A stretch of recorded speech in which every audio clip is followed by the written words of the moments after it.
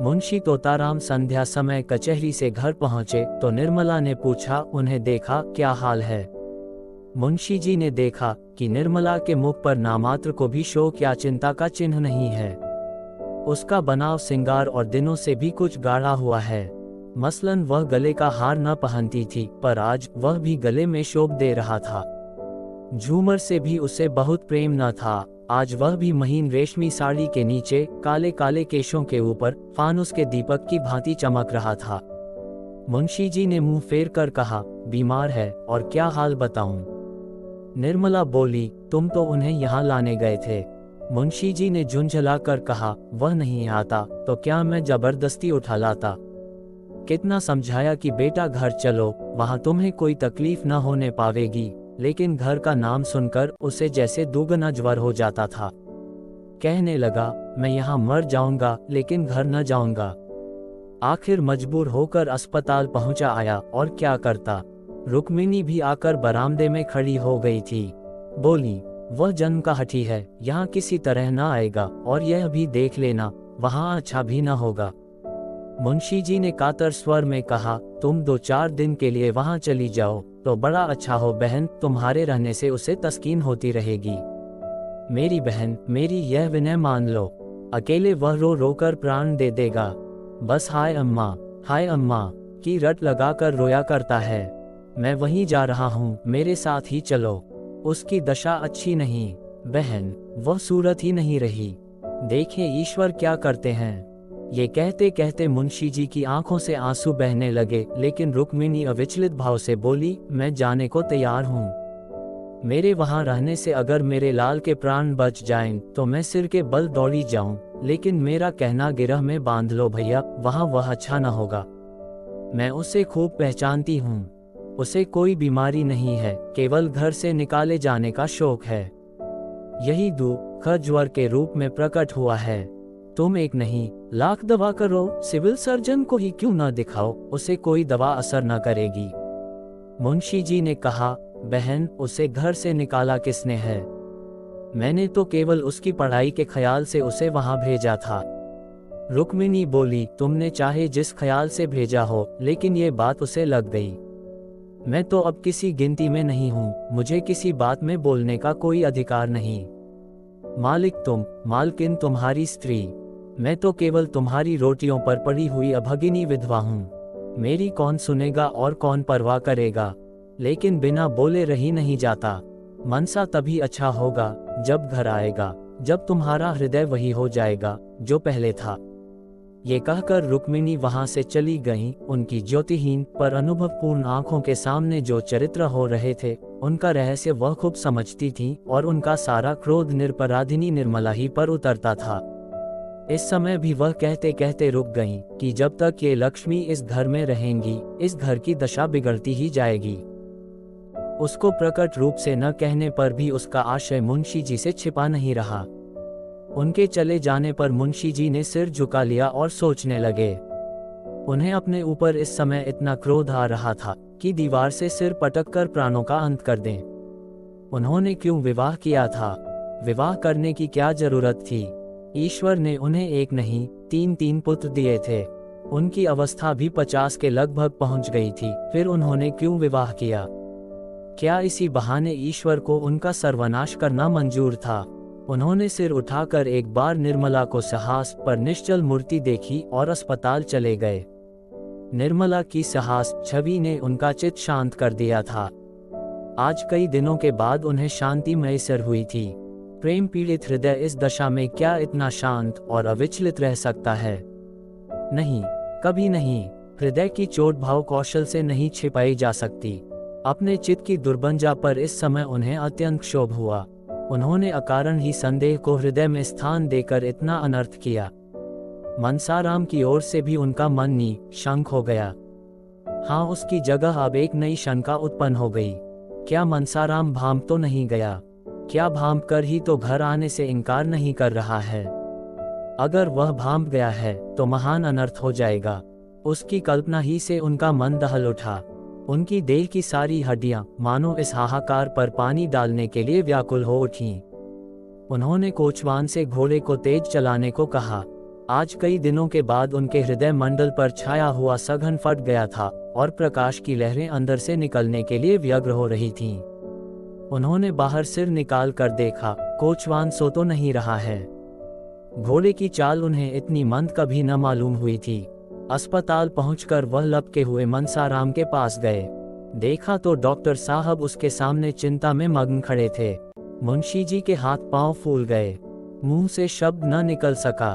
भर भराई हुई आवाज में बड़ी मुश्किल से बोले, क्या हाल है डॉक्टर साहब? ये कहते कहते वह रो पड़े और जब डॉक्टर साहब को उनके प्रश्न का उत्तर देने में एक क्षण का विलंब हुआ, तब तो उनके प्राण नहीं में समा गए। उन्होंने पलंग पर बैठकर अचेत बालक को गोद में उठा लिया और बालक की भांति सिसक सिसक कर रोने लगे। मनसाराम की देह तवे की तरह जल रही थी। मनसाराम ने एक बार आंखें खोलीं। आह, कितनी भयंकर और उसके साथ ही कितनी दीन दृष्टि थी। मुंशी जी ने बालक को कंठ से लगाकर डॉक्टर से पूछा, क्या हाल है साहब? आप चुप क्यों हैं? डॉक्टर ने संदिग्ध स्वर से कहा, हाल जो कुछ है वह आप देख ही रहे हैं। 106 डिग्री का ज्वर है और मैं क्या बताऊं। अभी ज्वर का प्रकोप बढ़ता ही जाता है। मेरे किए जो कुछ हो सकता है कर रहा हूं। ईश्वर मालिक है। जब से आप गए हैं मैं 1 मिनट के लिए भी यहाँ से नहीं हिला, भोजन तक नहीं कर सका। हालत इतनी नाजुक है कि 1 मिनट में क्या हो जाएगा नहीं कहा जा सकता। यह महाज्वर है, बिल्कुल होश नहीं है। रह रहकर डिलीरियम का दौरा सा हो जाता है। क्या घर में इन्हें किसी ने कुछ कहा है? बार बार, अम्मा जी तुम कहाँ हो? यही आवाज मुंह से निकली है।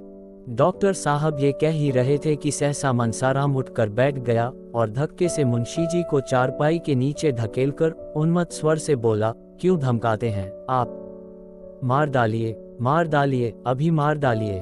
तलवार नहीं मिलती, रस्सी का फंदा है या वह भी नहीं, मैं अपने गले में लगा लूंगा। हाय अम्मा जी तुम कहाँ हो? ये कहते कहते वह फिर अचेत होकर गिर पड़ा। मुंशी जी एक क्षण तक मनसाराम की शिथिल मुद्रा की ओर व्यथित नेत्रों से ताकते रहे, फिर सहसा उन्होंने डॉक्टर साहब का हाथ पकड़ लिया और अत्यंत दीनतापूर्ण आग्रह से बोले, डॉक्टर साहब इस लड़के को बचा लीजिए, ईश्वर के लिए बचा लीजिए, नहीं मेरा सर्वनाश हो जाएगा। मैं अमीर नहीं हूँ, लेकिन आप जो कुछ कहेंगे वह हाजिर करूँगा, इसे बचा लीजिए। आप बड़े से बड़े डॉक्टर को बुलाए और उनकी राय लीजिए, मैं सब खर्च दूंगा। इसकी ये हालत अब नहीं देखी जाती। हाय मेरा होनहार बेटा। डॉक्टर साहब ने करुण स्वर में कहा, बाबू साहब मैं आपसे सत्य कह रहा हूँ कि मैं इनके लिए अपनी तरफ से कोई बात उठा नहीं रख रहा हूँ। अब आप दूसरे डॉक्टरों से सलाह लेने को कहते हैं। अभी डॉक्टर लाहिरी, डॉक्टर भाटिया और डॉक्टर माथुर को बुलाता हूँ। विनायक शास्त्री को भी बुलाए लेता हूँ, लेकिन मैं आपको व्यर्थ का आश्वासन नहीं देना चाहता, हालत नाजुक है। मुंशी जी ने रोते हुए कहा, नहीं डॉक्टर साहब ये शब्द मुंह से न निकालिए। हाल इसके दुश्मनों की नाजुक हो। ईश्वर मुझ पर इतना कोप न करेंगे। आप कलकत्ता और बंबई के डॉक्टरों को तार दीजिए, मैं जिंदगी भर आपकी गुलामी करूंगा। यही मेरे कुल का दीपक है, यही मेरे जीवन का आधार है। मेरा हृदय फटा जा रहा है, कोई ऐसी दवा दीजिए जिससे इसे होश आ जाए। मैं जरा अपने कानों से उसकी बातें सुनूं, जानूं कि उसे क्या कष्ट हो रहा है। हाय मेरा बच्चा, डॉक्टर ने कहा, आप जरा दिल को तस्कीन दीजिए। आप बुजुर्ग आदमी हैं, यूं हाय हाय करने और डॉक्टरों की फौज जमा करने से कोई नतीजा ना निकलेगा। शांत होकर बैठिए, मैं शहर के लोगों को बुला रहा हूँ, देखिए क्या कहते हैं। आप तो खुद ही बदहवास हुए जाते हैं। मुंशी जी बोले, अच्छा डॉक्टर साहब, मैं अब न बोलूंगा, जबान तब तक न खोलूंगा, आप जो चाहे करें, बच्चा अब हाथ में है, आप ही उसकी रक्षा कर सकते हैं। मैं इतना ही चाहता हूं कि जरा इसे होश आ जाए, मुझे पहचान ले, मेरी बातें समझने लगे। क्या कोई ऐसी संजीवनी बूटी नहीं, मैं इससे 2-4 बातें कर लेता। ये कहते कहते मुंशी जी आवेश में आकर मनसाराम से बोले, बेटा जरा आंखें खोलो, कैसा जी है? मैं तुम्हारे पास बैठा रो रहा हूँ, मुझे तुमसे कोई शिकायत नहीं है, मेरा दिल तुम्हारी ओर से साफ है। डॉक्टर ने कहा, फिर आपने अनर्गला बातें करनी शुरू की। अरे साहब, आप बच्चे नहीं हैं, बुजुर्ग है, जरा धैर्य से काम लीजिए। मुंशी जी बोले, अच्छा डॉक्टर साहब, अब न बोलूंगा, खता हुई। आप जो चाहें कीजिए, मैंने सब कुछ आप पर छोड़ दिया। कोई ऐसा उपाय नहीं जिससे मैं इसे इतना समझा सकूं कि मेरा दिल साफ है। आप ही कह दीजिए डॉक्टर साहब, कह दीजिए, तुम्हारा अभागा पिता बैठा रो रहा है। उसका दिल तुम्हारी तरफ से बिल्कुल साफ है। उसे कुछ भ्रम हुआ था, वह अब दूर हो गया। बस इतना ही कर दीजिए, मैं और कुछ नहीं चाहता। मैं चुपचाप बैठा हूँ, जबान को नहीं खोलता, लेकिन आप इतना जरूर कह दीजिए। डॉक्टर ने कहा, ईश्वर के लिए बाबू साहब, जरा सब्र कीजिए, वरना मुझे मजबूर होकर आपसे कहना पड़ेगा कि घर जाए। मैं जरा दफ्तर में जाकर डॉक्टरों को खत लिख रहा हूँ, आप चुपचाप बैठे रहिएगा। निर्दयी डॉक्टर, जवान बेटे की यह दशा देखकर कौन पिता है जो धैर्य से काम लेगा। मुंशी जी बहुत गंभीर स्वभाव के मनुष्य थे। ये भी जानते थे कि इस वक्त हाय हाय मचाने से कोई नतीजा नहीं, लेकिन फिर भी इस समय शांत बैठना उनके लिए असंभव था। अगर दैव गति से यह बीमारी होती तो वह शांत हो सकते थे, दूसरों को समझा सकते थे, खुद डॉक्टरों का बुला सकते थे, लेकिन क्या ये जानकर भी धैर्य रख सकते थे कि यह सब आग मेरी ही लगाई हुई है। कोई पिता इतना वज्र हृदय हो सकता है? उनका रोम रोम इस समय उन्हें धिक्कार रहा था। उन्होंने सोचा, मुझे ये दुर्भावना उत्पन्न ही क्यों हुई? मैंने क्या बिना किसी प्रत्यक्ष प्रमाण के ऐसी भीषण कल्पना कर डाली? अच्छा, मुझे उसके दशा में क्या करना चाहिए था? जो कुछ उन्होंने किया उसके सिवा वह और क्या करते, इसका वह निश्चय न कर सके। वास्तव में विवाह के बंधन पड़ना ही अपने पैरों में कुल्हाड़ी मारना था। हाँ, यही सारे उपद्रव की जड़ है। मगर मैंने ये कोई अनोखी बात नहीं की। सभी स्त्री पुरुष का विवाह करते हैं, उनका जीवन आनंद से कटता है। आनंद की इच्छा से ही तो हम विवाह करते हैं। मोहल्ले में सैकड़ों आदमियों ने दूसरी, तीसरी, चौथी, यहाँ तक कि 7वीं शादियां की हैं, और मुझसे भी कहीं अधिक अवस्था में। वह जब तक जिए आराम ही से जिए। ये भी नहीं हुआ कि सभी स्त्री से पहले मर गए हों। दुहाज तिहाज होने पर भी कितने ही फिर रंडुए हो गए। अगर मेरी जैसी दशा सबकी होती तो विवाह का नाम ही कौन लेता। मेरे पिताजी ने 55वें वर्ष में विवाह किया था और मेरे जन्म के समय उनकी अवस्था 60 से कम न थी। हाँ, इतनी बात जरूर है कि तब और अब में कुछ अंतर हो गया है। पहले स्त्रियां पढ़ी लिखी न होती थीं, पति चाहे कैसा ही हो उसे पूज्य समझती थी। ये बात है कि पुरुष सब कुछ देखकर भी बेहयाई से काम लेता हो, अवश्य यही बात है।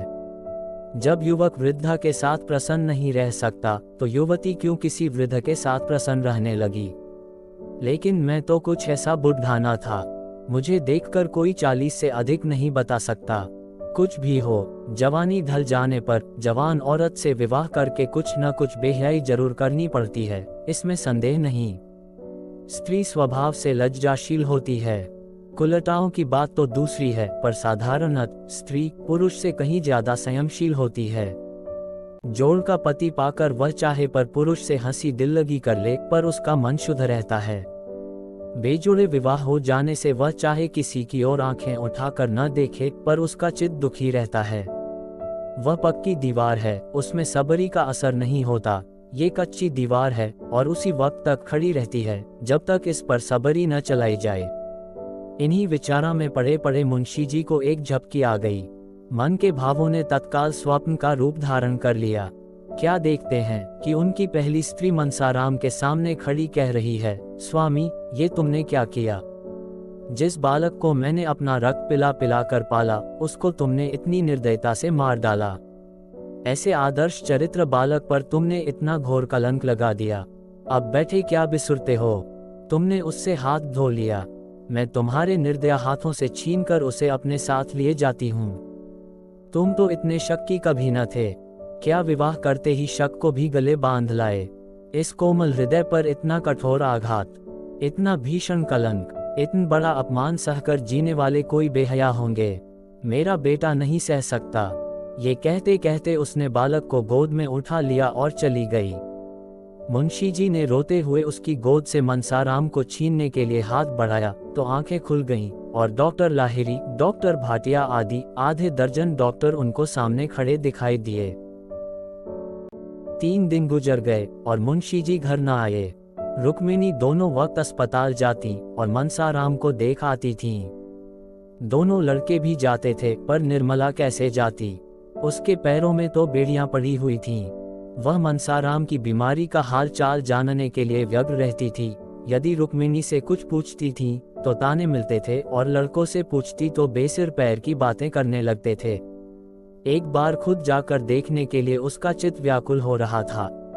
उसे यह भय होता था कि संदेह ने कहीं मुंशी जी के पुत्र प्रेम को शिथिल न कर दिया हो, कहीं उनकी कृपणता ही तो मनसाराम के अच्छे होने में बाधक नहीं हो रही है। डॉक्टर किसी के सगे नहीं होते, उन्हें तो अपने पैसों से काम है, मुर्दा दोजख में जाए या बहिश्त में। उसके मन में प्रबल इच्छा होती थी कि जाकर अस्पताल के डॉक्टरों का 1000 की थैली देकर कहे, इन्हें बचा लीजिए, ये थैली आपकी भेंट है। पर उसके पास न तो इतने रुपए ही थे, न इतना साहस ही था। अब भी यदि वहां पहुंच सकती तो मनसाराम अच्छा हो जाता। उसकी जैसी सेवा शुश्रूषा होनी चाहिए वैसी नहीं हो रही है। नहीं तो क्या 3 दिन तक ज्वर ही न उतरता? ये दैहिक ज्वर नहीं, मानसिक ज्वर है, और चित्त के शांत होने ही से इसका प्रकोप उतर सकता है। अगर वह वहां रात भर बैठी रह सकती और मुंशी जी जरा भी मन मैला न करते तो कदाचित मनसाराम को विश्वास हो जाता कि पिताजी का दिल साफ है और फिर अच्छे होने में देर न लगती। लेकिन ऐसा होगा? मुंशी जी उसे वहां देखकर प्रसन्नचित रह सकेंगे? क्या अब भी उनका दिल साफ नहीं हुआ?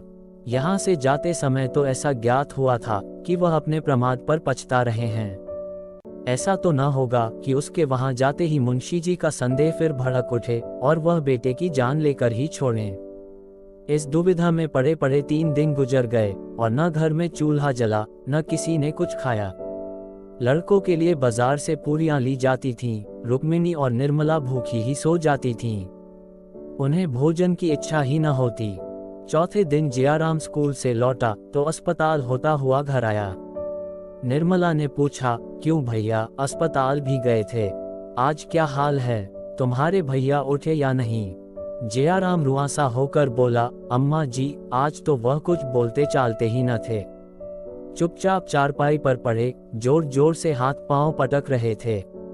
निर्मला के चेहरे का रंग उड़ गया। घबरा कर पूछा, तुम्हारे बाबूजी वहां न थे? जियाराम बोला, थे क्यों नहीं, आज वह बहुत रोते थे। निर्मला का कलेजा धक धक करने लगा। पूछा, डॉक्टर लोग वहां न थे?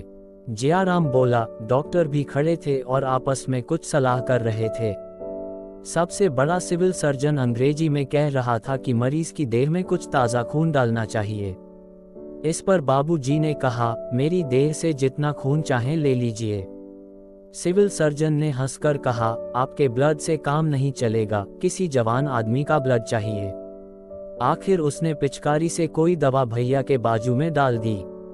4 अंगुल से कम के सुई न रही होगी, पर भैया मिनके तक नहीं।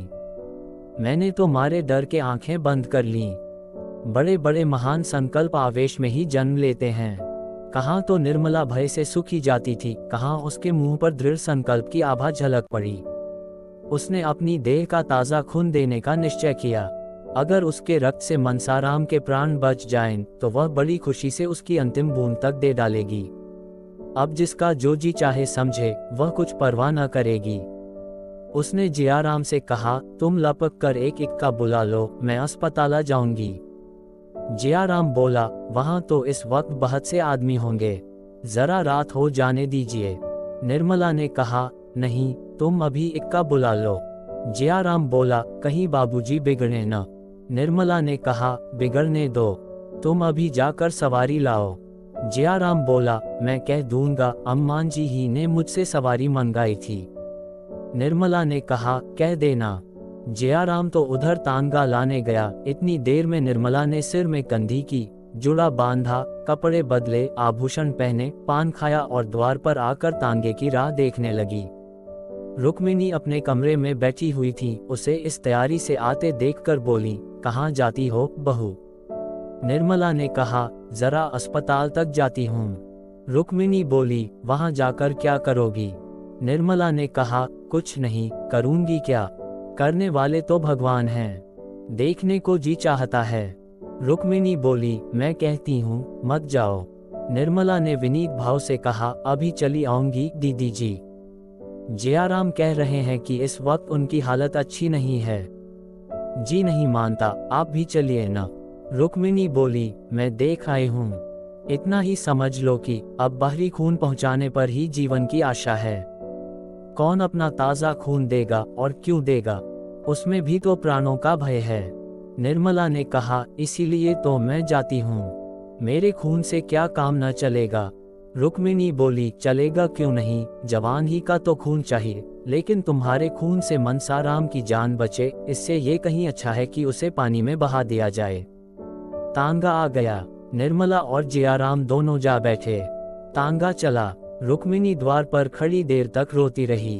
आज पहली बार उसे निर्मला पर दया आए, उसका बस होता तो वह निर्मला को बांध रखती। करुणा और सहानुभूति का आवेश उसे कहाँ लिए जाता है, वह प्रकट रूप से देख रही थी। ये दुर्भाग्य की प्रेरणा है, ये सर्वनाश का मार्ग है। निर्मला अस्पताल पहुंची तो दीपक जल चुके थे। डॉक्टर लोग अपनी राय देकर विदा हो चुके थे। मनसाराम का ज्वर कुछ कम हो गया था। वह टकटकी लगाए हुए द्वार की ओर देख रहा था। उसकी दृष्टि उन्मुक्त आकाश की ओर लगी हुई थी, माने किसी देवता की प्रतीक्षा कर रहा हो। वह कहाँ है, किस दशा में है, इसका उसे कुछ ज्ञान न था। सहसा निर्मला को देखते ही वह चौंक कर उठ बैठा। उसकी समाधि टूट गई, उसकी विलुप्त चेतना प्रदीप्त हो गई। उसे अपनी स्थिति का, अपनी दशा का ज्ञान हो गया, मानो कोई भूली हुई बात याद हो गई हो। उसने आंखें फाड़कर निर्मला को देखा और मुंह फेर लिया। एकाएक मुंशी जी तीव्र स्वर से बोले, तुम यहाँ क्या करने आए? निर्मला अवाक रह गई। वह बतलाए कि क्या करने आए। इतने सीधे से प्रश्न का भी वह कोई जवाब न दे सकी। वह क्या करने आई थी? इतना जटिल प्रश्न किसने सामने आया होगा? घर का आदमी बीमार है, उसे देखने आए है, ये बात क्या बिना पूछे मालूम न हो सकती थी? फिर प्रश्न क्यों? वह हतबुद्धि सी खड़ी रही, मानो संज्ञाहीन हो गई हो। उसने दोनों लड़कों से मुंशी जी के शोक और संताप की बातें सुनकर यह अनुमान किया था कि अब उनका दिल साफ हो गया है। अब उसे ज्ञात हुआ कि वह भ्रम था। हाँ, वह महाभ्रम था, मगर वह जानती थी आंसुओं की दृष्टि ने भी संदेह की अग्नि शांत नहीं की तो वह कदापि न आती। वह कुड़कुड़ा कर मर जाती, घर से पाँव न निकालती। मुंशी जी ने फिर वही प्रश्न किया, तुम यहाँ क्यों आई? निर्मला ने निःशंक भाव से उत्तर दिया, आप यहाँ क्या करने आए हैं? मुंशी जी के नथुने फड़कने लगा। वह झल्लाकर चारपाई से उठे और निर्मला का हाथ पकड़कर बोले, तुम्हारे यहाँ आने की कोई जरूरत नहीं, जब मैं बुलाऊं तब आना। समझ गई? अरे यह क्या अनर्थ हुआ। मनसाराम जो चारपाई से हिल भी न सकता था, उठकर खड़ा हो गया और निर्मला के पैरों पर गिरकर रोते हुए बोला, अम्मा जी, इस अभागे के लिए आपको व्यर्थ इतना कष्ट हुआ। मैं आपका स्नेह कभी भी न भूलूंगा। ईश्वर से मेरी यही प्रार्थना है कि मेरा पूर्ण जन्म आपके गर्भ से हो, जिससे मैं आपके ऋण से अऋण हो सकूं। ईश्वर जानता है, मैंने आपको विमाता नहीं समझा, मैं आपको अपनी माता समझता रहा। आपकी उम्र मुझसे बहुत ज्यादा न हो, लेकिन आप मेरी माता के स्थान पर थी और मैंने आपको सदैव इसी दृष्टि से देखा। अब नहीं बोला जाता अम्मा जी, क्षमा कीजिए, यह अंतिम भेंट है। निर्मला ने अश्रु प्रवाह को रोकते हुए कहा, तुम ऐसी बातें क्यों करते हो? 2-4 दिन में अच्छे हो जाओगे। मनसाराम ने क्षीण स्वर में कहा, अब जीने की इच्छा नहीं और न बोलने की शक्ति ही है। ये कहते कहते मनसाराम अशक्त होकर वहीं जमीन पर लेट गया। निर्मला ने पति की ओर निर्भय नेत्रों से देखते हुए कहा, डॉक्टर ने क्या सलाह दी? मुंशी जी बोले, सबके सब भांग खा गए हैं, कहते हैं ताज़ा खून चाहिए। निर्मला ने कहा, ताज़ा खून मिल जाए तो प्राण रक्षा हो सकती है। मुंशी जी ने निर्मला की ओर तीव्र नेत्रों से देखकर कहा, मैं ईश्वर नहीं हूँ और न डॉक्टर ही को ईश्वर समझता हूँ। निर्मला बोली, ताज़ा खून तो ऐसी अलभ्य वस्तु नहीं। मुंशी जी ने कहा, आकाश के तारे भी तो अलभ्य नहीं, मुंह के सामने खदन क्या चीज है? निर्मला बोली, मैं अपना खून देने को तैयार हूँ, डॉक्टर को बुलाए। मुंशी जी ने विस्मित होकर कहा, तुम? निर्मला बोली, हाँ, क्या मेरे खून से काम न चलेगा? मुंशी जी ने कहा, तुम अपना खून दोगी?